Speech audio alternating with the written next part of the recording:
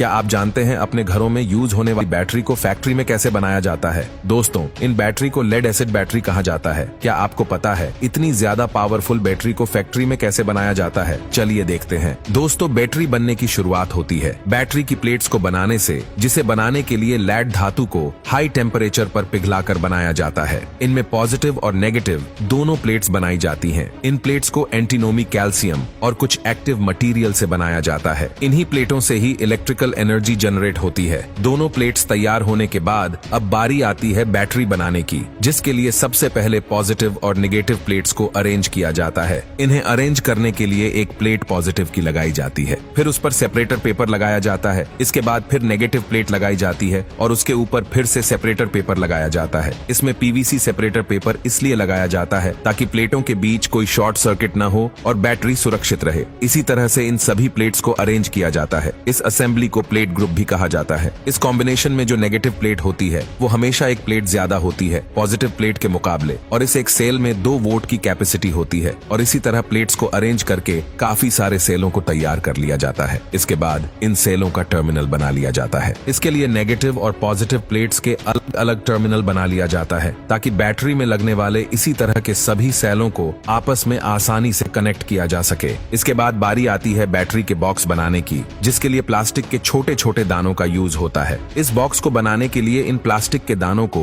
एक automatic machine में एक साइड से डाला जाता है और दूसरी तरफ से यह ऑटोमेटिक मशीन इन दानों को पिघलाकर बैटरी के बॉक्स का शेप दे देती है, जिसे बाद में निकाल लिया जाता है। इसके बाद आप इस बॉक्स को देख सकते हैं जो कि बनकर तैयार है। इसके अंदर 6 सेक्शन बन जाते हैं और इन हर एक सेक्शन में एक एक सेल को डाला जाता है। इसका मतलब 6 सेक्शन के हिसाब से ये 12 वोल्ट की बैटरी बनकर तैयार होगी। सेल को इन सेक्शन में डालने के लिए सेल के दोनों तरफ से जालीदार सीट्स लगाई जाती है ताकि बैटरी के अंदर सपोर्ट बना रहे, और उसके बाद इस सेल को बैटरी बॉक्स के सेक्शन में डाल दिया जाता है। बैटरी बॉक्स के हर एक सेक्शन में इसी तरह से एक एक करके सेल को डाल दिया जाता है। इसके बाद इन सभी सेलों को एक दूसरे से कनेक्ट किया जाता है। इसके लिए इसे एक मशीन के पास ले जाया जाता है, जहां पर ये मशीन इसमें स्पार्क वेल्डिंग कर देती है। ये वेल्डिंग इस तरह से की जाती है जिससे इसमें कनेक्शन भी हो जाता है और लीकेज की भी कोई गुंजाइश नहीं रहती। फिर इसे आगे भेजा जाता है, जहां पर एक वर्कर इन सभी सेलों में पावर देकर सभी सेलों को चेक करता है। चेक करने के बाद आगे एक वर्कर इस बैटरी बॉक्स पर कवर लगा देता है, जिसे एक ऑटोमेटिक मशीन के जरिए गर्म करके सील कर दिया जाता है। यह मशीन इसके कवर को ऊपर उठाती है, फिर बॉक्स को चारों तरफ से पिघलाकर उस पर कवर लगा देती है और अच्छे से सील कर देती है। इसके बाद फिर कनेक्शन के लिए इसके पॉजिटिव और नेगेटिव टर्मिनल बनाए जाते हैं, जिसके लिए इनके ऊपर एक सांचा रखा जाता है और लेड को मेल्ट कर दिया जाता है। अब हमारी बैटरी बनकर तैयार है।